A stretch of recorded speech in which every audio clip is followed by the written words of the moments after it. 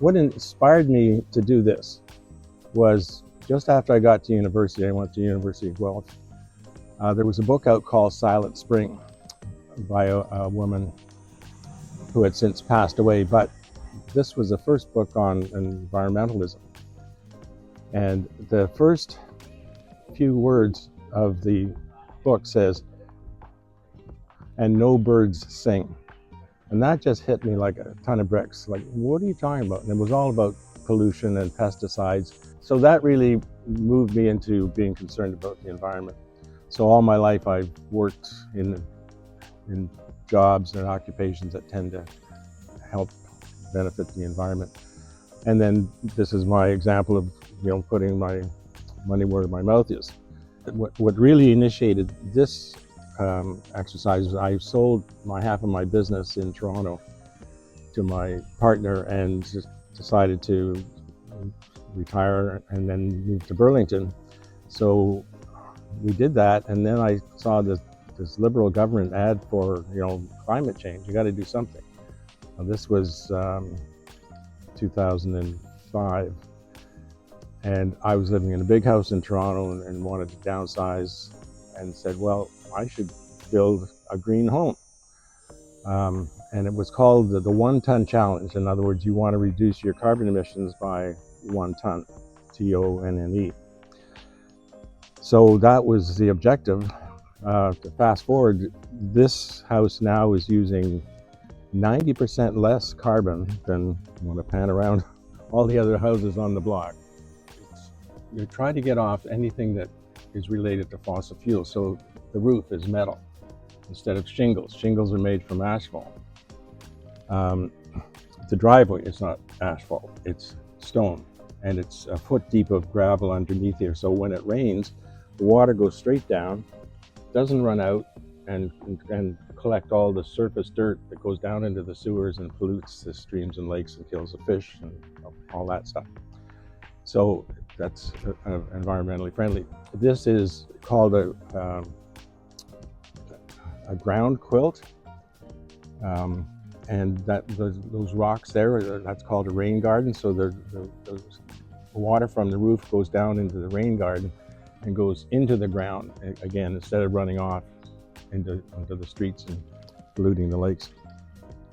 My feeling is if you go with, say, heat pump technology, get off fossil fuels, you'll save about 15% in operating costs a year. The capital cost is a little more, but with rebates, it's about the same as if you went with furnace and air and AC. Rebates have been cut back, so the move towards electrification is slowing down, and also with our uncertainty about the economy, tariffs, we're all about this. People are hesitant to make changes, so there's not much movement towards saving the planet at home, unfortunately. We kind of missed our opportunity in the 70s and 80s, even 90s, when they started warning us about climate change, and we really didn't do much. Unfortunately, we passed a tipping point. We're not going to be able to correct it, so we have to learn to adapt. These things, because they run all winter long, you don't want to be disturbing your neighbors, and in the summer as well when people are outside. So these are designed to be very quiet. That's one of the big benefits that everybody talks about. Yeah, so just to explain, so what that does is it moves heating and cooling through refrigerant lines. It doesn't take air into the house and exhaust it. I have a system that does that separately, but this just transfers heat, as opposed to a furnace burns fuel in the house and creates heat, or it takes an air conditioner, takes heat out of the air. So this works both ways. It's like an air conditioner in the summer, and in the winter it's taking heat from the air. Even when it's minus 20, I've got temperature readings that it's outside the heat pump, it's about minus 25. So it's taking heat from minus 20 to minus 25, if you can believe that, and heating this house. Like, it's almost 4,000 square feet of heated area. In Burlington, the last 15 years, we've had 4 occasions of where it's raining terribly, usually in the spring, and the power goes out. if your sump pump fails when the power goes out, what do? Well, I can hook up this car, or I had another car here, hook up the battery to this, what's called an inverter. So it converts 12 volts, I use these battery clamps, to convert to 120 volts. And then this cable I plug in, and I've wired that to go into the basement. The last time was about a year ago. We had a power outage. A tree fell down and knocked out a transformer on the walking path. And it was out for about almost 12 hours.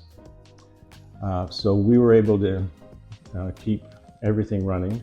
And if I've got a full tank of gas in the hybrid, I can power the house for 2 weeks. This is non-toxic, but some, depending on the quarry where you get marble or granite, it can off-gas and it can be toxins. So we don't have any of that. Again, like the trim around the windows that's solid pine, so it's it's a carbon neutral material and it doesn't off-gas toxins. So the interesting thing about this, see this? It's plastic, PVC. So the reason it's in the garage as an experiment. I was learning how to use it, but it's mold proof. So if you have a flood in the basement, which was a concern of mine, this will not have to be replaced and cut out, and so that will keep my insurance premium fairly low. But this is the heat pump, and I had to replace this after 15 years, and it conked out just before Christmas of all times. But I found some great installers. I did do some installations myself, and I'm a distributor. I could buy, or I'm a dealer for a distributor. I could buy product, and like the guy across the street. Anyway, so we did this one, and it's doing heating and cooling. When I was selling and installing heat pumps to customers, I would always ask them if they want financing to pay for it. And not one customer said they needed financing, but they wanted rebates. Rebates, and more rebates. That's all we want, Jim. And I said, well, these rebates are really kind of just paying the HST. It's not a lot. So we want rebates. So that was the big incentive, and that's what the government did. Then they realized,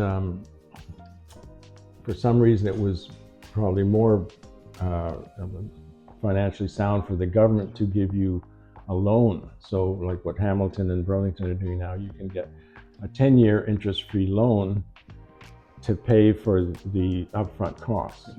People give an analogy of a house to the human body. So you need oxygen, air to breathe. So this is kind of the lungs of the house. So normally it's bringing outside air in and exchanging it with stale air going out. But if it's for whatever reason, you may just want to recirculate air within the house without any exchange of fresh air.